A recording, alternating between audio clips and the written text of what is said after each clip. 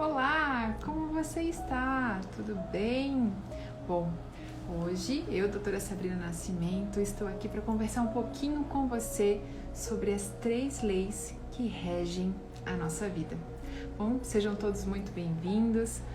Vão todos aí mandando esse aviãozinho para todos aqueles que estiverem interessados em conhecer um pouquinho mais sobre essas leis que regem a nossa vida, que fazem parte da nossa história, fazem parte do nosso cotidiano e elas estão aí a todo momento influenciando em todos os aspectos da nossa vida. Bom, e hoje eu quero conversar um pouquinho com você sobre isso. Bom, se vocês tiverem qualquer pergunta, fiquem bem à vontade para me enviar aqui uns comentários, as perguntas, que eu estou aqui para ajudá-los e também para a gente discutir um pouquinho a respeito disso, né? Acho que isso é muito importante porque faz toda a diferença. E hoje na minha caixinha de perguntas, eu recebi uma pergunta de como que eu faço para saber a respeito dessas leis, né? Como que elas existem? De onde elas surgiram? Bom, essas 3 leis que regem a nossa vida são leis universais, que surgiram desde os primórdios, né? Elas estão aí a todo momento influenciando muito a nossa vida. Só que muitas vezes nós não nos damos conta de que somos influenciados por essas leis.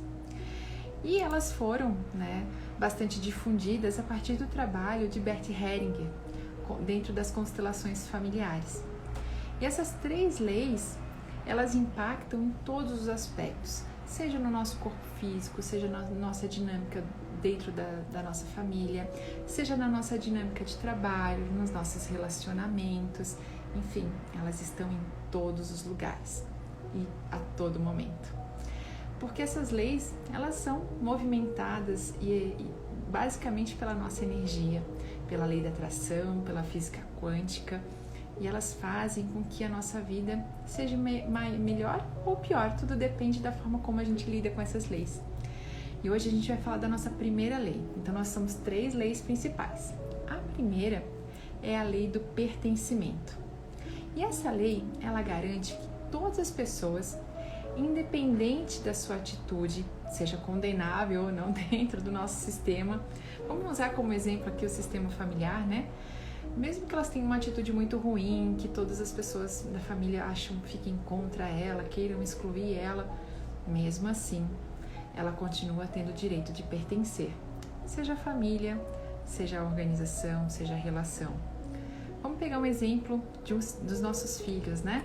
Então, nós não deixamos, de fato, de ter ex-filhos, né? Uma vez que nós colocamos ele no mundo como mulheres ou como homens, enfim, fizemos parte da geração dos nossos filhos, não existe ex-filho. Então, essa pessoa não tem como deixar de pertencer ao nosso sistema familiar. E a lei do pertencimento diz que todos fazem parte de um sistema e eles jamais podem excluir ou deixar de pertencer. O que é esse deixar de pertencer?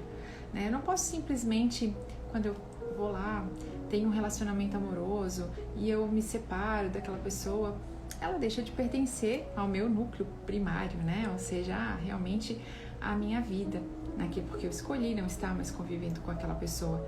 Entretanto, ele ou ela, o meu parceiro foi, de fato, o meu primeiro relacionamento. E ele tem a sua vez dentro do meu sistema. Toda vez que eu for olhar para os meus relacionamentos conjugais, eu tenho que olhar e incluir essas pessoas que também fizeram parte, que também passaram pela minha vida. Então, todos têm o direito de pertencer. E uma coisa bastante importante, é que às vezes por questão de falecimento ou alguma outra questão mais trágica, às vezes a gente acha que aquela pessoa não tem mais contato, acabou se afastando, ou por questões de falecimento de fato, não fazem mais parte do sistema familiar. Isso não existe. Ela sempre faz parte. Porque, do outro lado, não existe tempo nem espaço e todos fazem parte. E nos casos em que há uma exclusão de um membro da família, acaba se criando um paralelo, que consiste na repetição não intencional do mesmo comportamento reprovável. O que isso quer dizer, Que complicação é essa, Sabrina? Meu Deus! Bom, isso quer dizer o seguinte, que quando eu reprovo o comportamento de um familiar, ou eu excluo, de repente por ser um filho fora do casamento, de uma relação extraconjugal, e ele acaba sendo excluído da família na íntegra, alguém dos meus filhos, dos meus netos, vai acabar repetindo esse mesmo comportamento. E isso, ou seja, o que ele vai acabar repetindo, né? Ele vai acabar excluindo, também tendo um filho fora do casamento e também excluindo essa criança. Então, a gente tem que cuidar muito com essas questões do pertencimento, porque não importa, não tem tempo e nem espaço. Se a gente não incluir e não reconhecer todas essas pessoas que foram excluídas, alguém na nossa família vai inconscientemente se aliar às dinâmicas do sistema e vai repetir aquele padrão, ou seja, vai também realizar uma exclusão. E isso é inconsciente, né? Nem está se dando conta de que ele está repetindo um padrão de algum dos seus ancestrais. Então a gente tem que buscar realmente fazer a reinclusão de quem está afastado, de uma forma que todos os membros da família possam acolher. Porque quando há esse acolhimento, tal dificuldade, a pessoa, né, que foi excluída volta para o sistema e aí o sistema todo vai se reorganizando e vai ficando mais leve. Então essa é a nossa primeira lei.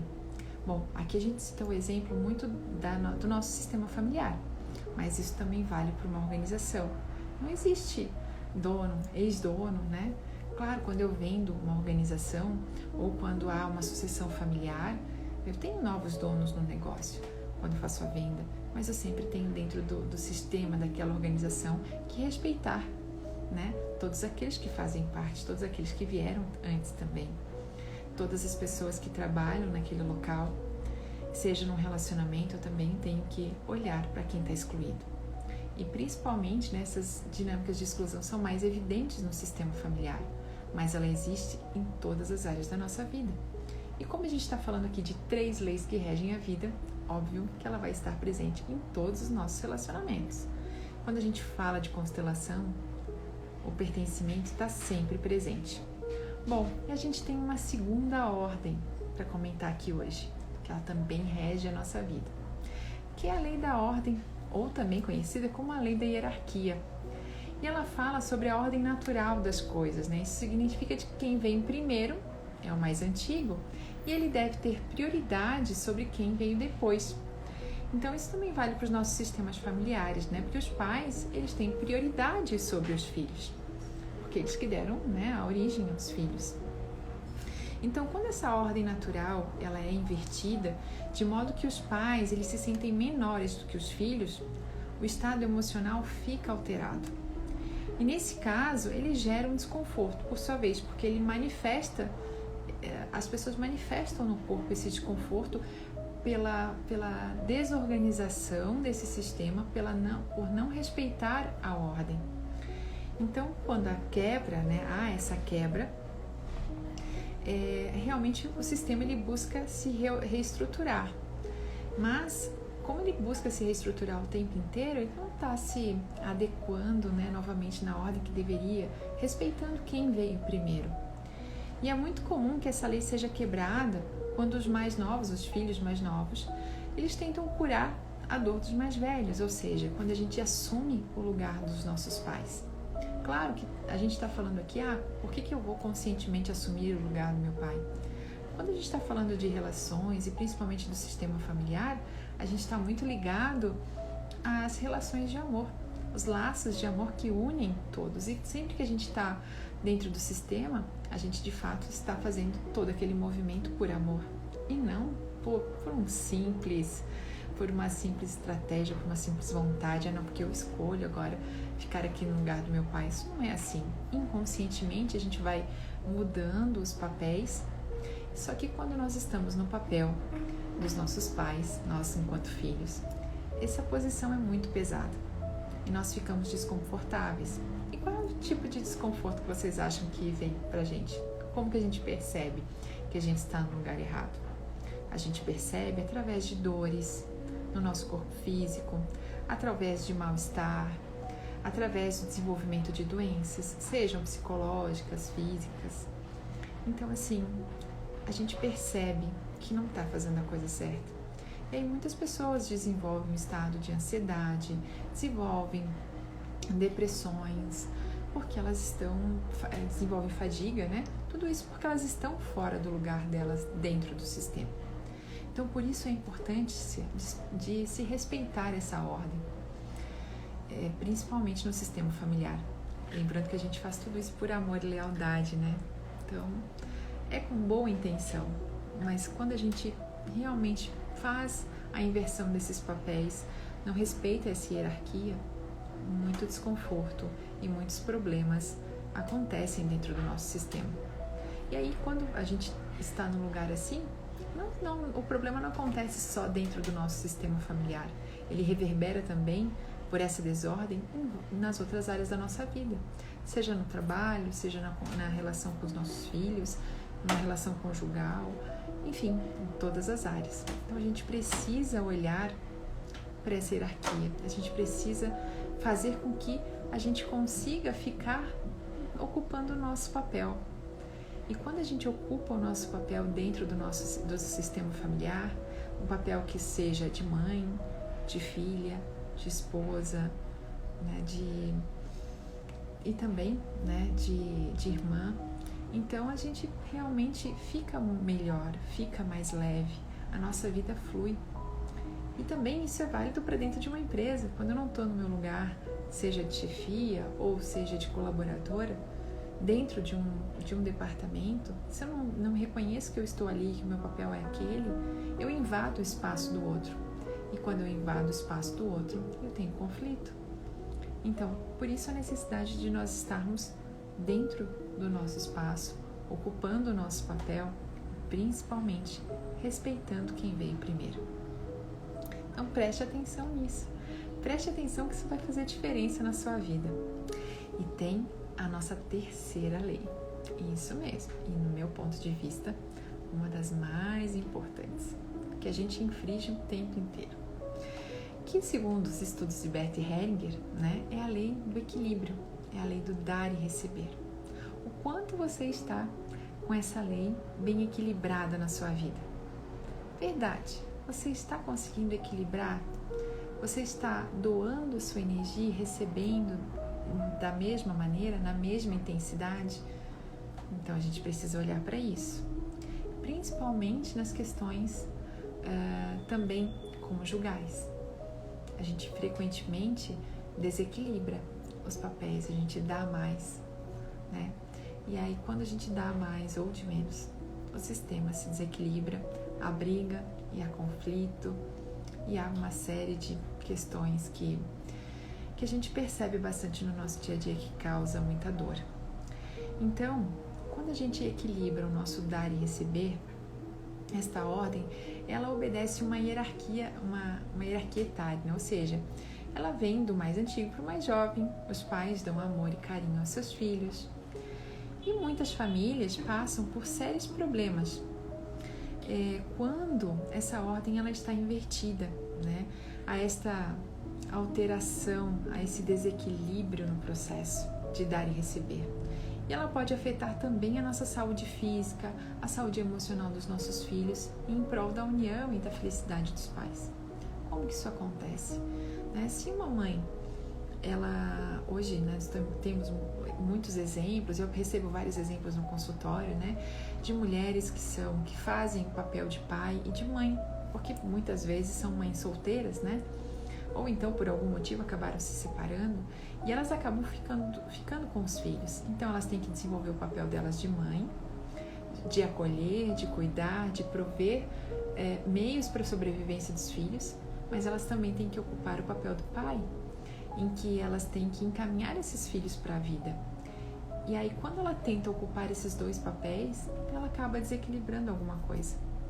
Ou ela dá demais para os filhos porque ela quer ajudá-los e esse amor é incondicional e ela ama tanto que ela não percebe que os filhos também têm que fazer a contrapartida deles. Essa contrapartida pode vir através de uma ajuda nas atividades de casa, uma ajuda nos afazeres domésticos, uma ajuda dentro do próprio, né, uma ajuda emocional, uma ajuda financeira. E tem muitas pessoas muitos pais que só provêm, não pedem nada em troca para os seus filhos. E isso é ruim, porque isso acaba desequilibrando o dar e receber. E aí, quando acontece esse desequilíbrio nessa lei, a pessoa percebe automaticamente esse desequilíbrio. E existem 3 formas da gente perceber quando há esse desequilíbrio. A gente está usando como exemplo aqui a relação entre pais e filhos, mas você pode levar isso para outros lados, né? Seja para a relação conjugal, para a relação de trabalho, para as relações sociais. Isso vale para todas as áreas da nossa vida, hein, gente? Lembre-se disso. E vão mandando as perguntas aqui, hein? Quero ver as perguntas de vocês. Esse pessoal tá muito quietinho, não tá querendo me fazer pergunta hoje. Bom, mas vamos lá. Nessa relação, então, para a gente perceber que essa lei está em desequilíbrio, eu tenho que verificar o seguinte. Primeiro, ser grato pelo muito que recebeu. Será que a pessoa realmente é muito grata pelo que ela recebeu? Ela contrai uma dívida de gratidão com o outro? E agora? Agora eu pergunto para você que está aqui junto comigo nessa live. Você é muito grato por aquilo que você recebe? As pessoas te ajudam com frequência? Como que você retribui a ajuda que você recebe no seu dia a dia? Essa é uma maneira da gente identificar se essa lei está equilibrada ou não. A segunda é a gente tentar diminuir e atacar a pessoa que muito nos deu, a ponto de uma das partes se sentir tão inferior quanto a outra. Então, assim, às vezes eu estou ajudando demais uma pessoa. Eu ajudo tanto, eu tenho boa vontade, eu amo tanto ela, eu quero o bem dela, e eu vou doando, seja ajuda financeira, seja sentimental, enfim, eu estou fazendo de tudo por aquela pessoa. E aí chega um ponto em que a pessoa simplesmente se sente muito inferior, porque ela está recebendo demais. Então ela acha que eu sou muito maior do que ela, porque eu estou ajudando demais.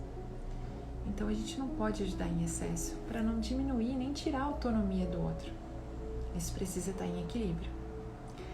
E uma outra forma da gente perceber, que eu acho que no meu ponto de vista é uma das maiores, é que a gente deixa a pessoa que muito deu, seja ela traindo ou abandonando. Como isso, né? Às vezes você ajuda tanto uma pessoa e ela acaba reagindo com você com ingratidão. Aí você fica esbravejando, né? Nossa, ajudei tanto fulano e agora ele me reage desse jeito, ele faz esse tipo de coisa comigo. E quando ele tem essa postura de ingratidão, ele está simplesmente falando para você assim: para de me dar tanto. Eu não consigo retribuir isso que você está me dando. Então eu escolho ser ingrato para que você pare de doar. Para que você pare de me ajudar, pare de fazer tudo por mim. Então, quando é uma relação conjugal, acaba vindo traição.